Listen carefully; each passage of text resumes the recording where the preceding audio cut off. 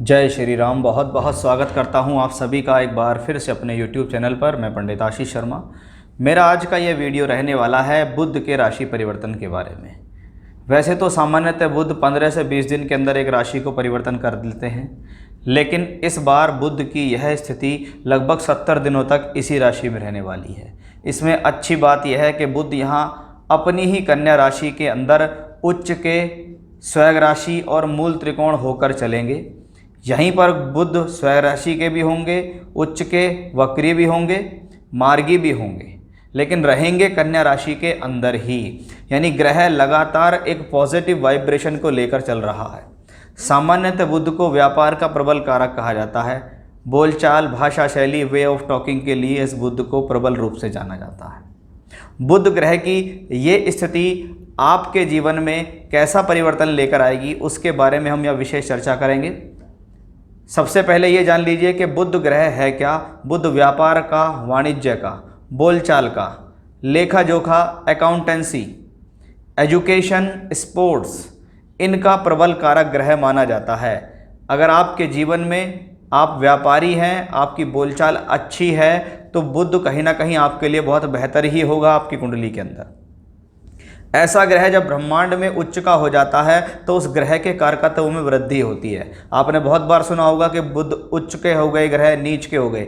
बुध उच्च का है तो बुध के कारकत्व में वृद्धि है, बुध नीच का है तो बुध के कारकत्व में कमी है। यानी ग्रह का उच्च का होना उसके कारकत्व में वृद्धि करता है, ग्रह का नीच का होना उसके कारकत्व में कमी कर देता है। ये होता है ग्रहों के परिवर्तन या ग्रहों की स्थितियों का फल। अब यहाँ बुध होंगे कन्या के अंदर। लगभग 21 अगस्त को बुध का राशि परिवर्तन होगा और बुध सिंह राशि से निकलकर कन्या राशि के अंदर, अपनी स्वयं राशि के अंदर पहुंच जाएंगे। लगभग 2 अक्टूबर तक 26 अक्टूबर तक ये कॉम्बिनेशन इसी अवस्था में, इसी राशि में रहेगा। बीच में देखें तो 10 सितंबर से लेकर 2 अक्टूबर के बीच में बुध वक्री भी होंगे। यानी उस समय ये ग्रह वक्री होगा, ब्रह्मांड के अंदर चेष्टा बल से भरपूर होगा, क्योंकि वक्रत्व ग्रह को कहते हैं शक्तिशाली ग्रह।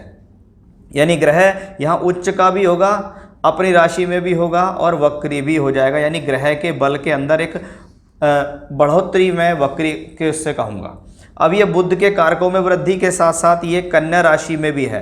कन्या राशि क्या है? काल पुरुष की छठी राशि है, जो मेहनत को दर्शाती है, स्थिरता को दर्शाती है, अर्ध त्रिकोणीय राशि है, जीवन में मेहनत के लिए प्रेरित करती है ऐसी राशि। तो यहाँ कन्या राशि के कारकत्व भी बढ़ रहे हैं। बहुत सी राशियों से ये ग्रह केंद्रों में भी चलेगा, जिसको भद्र नामक महापुरुष योग हम यहाँ कह सकते हैं कि भद्र योग बनेगा। उस भद्र योग का आपके जीवन में क्या फल होगा, उसके बारे में हम यहाँ विशेष रूप से भी चर्चा करेंगे कि किस राशि के लिए भद्र योग का क्या फल हो सकता है। साथ ही साथ आप ये देखेगा कि जिन व्यक्ति विशेष को बुध से संबंधित महादशा अंतर प्रत्यंतर चल रही है, उनके लिए प्रभाव ज़्यादा होगा। साथ ही साथ बुध के कार्य करने वाले ग्रह पे एजुकेशन से जुड़ा हुआ कार्य है, बोलचाल जहाँ बहुत ज़्यादा जुड़ी होती हो, अकाउंटेंसी है, सीए है, स्पोर्ट्स पर्सन है, उन पे इसका ज़्यादा प्रभाव पड़ने वाला है। इसके अंदर होते हैं 3 नक्षत्र कन्या राशि में, उत्तरा, फाल्गुनी, हस्त और चित्रा। यदि आपका जन्म इनमें से किसी राशि नक्षत्र में हुआ है तो भी आपके ऊपर इनका अधिक प्रभाव पड़ने वाला है। तो ये तो था बुध किस राशि में कब से कब तक रहेंगे, वक्री रहेंगे, मार्गी रहेंगे, किसका क्या फल होने वाला है, बुध आपको क्या देता है। अब इसका आपकी राशि विशेष पर क्या प्रभाव पड़ने वाला है, उसका हम विशेष रूप से चर्चा के लिए आए हैं कि हम विशेष रूप से आपको उसमें बताएंगे कि आपको इसमें क्या मिलने वाला है। क्योंकि जिसका परिवर्तन होने जा रहा है उस परिवर्तन का प्रभाव भी जरूरी है। पहले आपको पता तो चले कि आखिर ये परिवर्तन आपके जीवन में दे क्या रहा है। जहाँ ज़रूरत होगी वहाँ उपाय भी बताए जाएंगे। अगर कोई परेशानी या दुविधा होगी तो उसके उपाय भी बताकर हम उसमें आपको बता देंगे, उनको करने से आपको लाभ मिलेगा। ये देखते हैं मिथुन राशि के जातकों पर इसका क्या प्रभाव पड़ने वाला है। मिथुन राशि आपकी तो राशि के मालिक बुध हैं और बुध ही आपकी राशि के मालिक होकर ब्रह्मांड में उच्च के चल रहे हैं। यानी कहीं ना कहीं ये ग्रह आपके जीवन में एक अच्छी स्थिति की तरफ ज़्यादा दिखाई दे रहा है कि राशि का मालिक राशि से चौथे घर के अंदर उच्च भी है, स्वराशि भी है, मूल त्रिकोण भी है, भद्र नामक योग बनाएगा। चतुर्थेश चौथे घर के अंदर राशि का मालिक चौथे घर के अंदर हो तो ये मान सम्मान, ख्याति, यश, प्रसिद्धि के लिए अच्छा माना जाता है।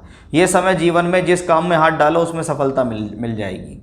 इस दौरान आप जो भी प्रयास करेंगे अपने जीवन में, वो प्रयास एक तरीके से एक सफलता के पायदान चढ़ते हुए दिखाई देंगे कि भी मेरी राशि का मालिक ब्रह्मांड में उचका चल रहा है, अब मैं जो भी काम करूँगा उसमें मुझे सफलता अवश्य मिलेगी।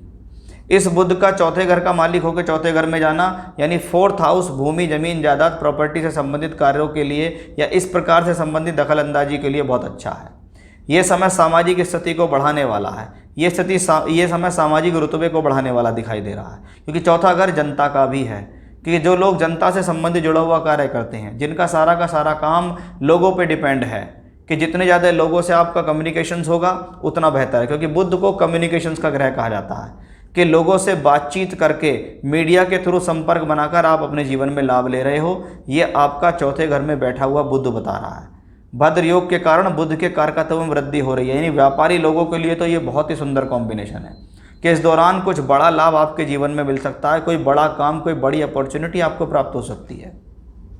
बुध चौथे घर में बैठ के दशम भाव को दृष्टि देगा, जहां दशमेश बृहस्पति बुध को दृष्टि दे रहे हैं, यानी दोनों ग्रह अपनी अपनी राशियों में, दोनों ग्रह आमने सामने, और दशम भाव से कनेक्शन बन रहा है, यानी एक कार्य क्षेत्र के लिए लेकर एक बहुत बढ़िया समय है। अगर आप कोई नया काम शुरू करना चाहते हैं तो ये अच्छा समय है, इसमें नया काम शुरू करिए, या आपको कोई नया काम, नई अपॉर्चुनिटी, बड़ी स्थिति आपके लिए ये ग्रह देने में सक्षम है।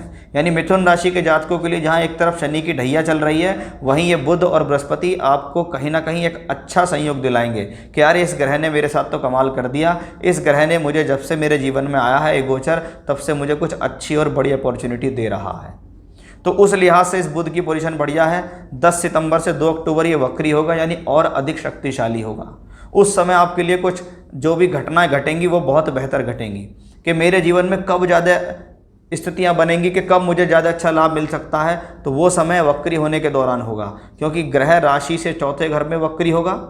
वक्री बृहस्पति उसे देखेंगे, और ये दोनों ही ग्रह, क्योंकि बृहस्पति बना रहे होंगे हंस योग, बुध बना रहे होंगे भद्र योग, और दोनों ग्रह आमने सामने, इसका मतलब सभी तरीके से सुख संपन्नता होगी मिथुन राशि के जातकों के लिए। तो आपके लिए बहुत सुंदर गोचर है ये। आप अपने जीवन में सभी तरीके से, नौकरी हो, व्यापार हो, शिक्षा हो, सभी तरीके से आपके लिए एक सुनहरा समय आ रहा है। तो ये था मेरा आज का विषय कि मिथुन राशि के जातकों के लिए कैसा रहने वाला है इस बुध ग्रह का परिवर्तन, कैसे होंगे 70 दिन, उसके बारे में मैंने आपको जानकारी दी है। फिर से इसी प्रकार की जानकारी लेकर आपके सामने हाजिर होऊंगा। तब तक के लिए बने रहिएगा मेरे साथ। जय श्री राम।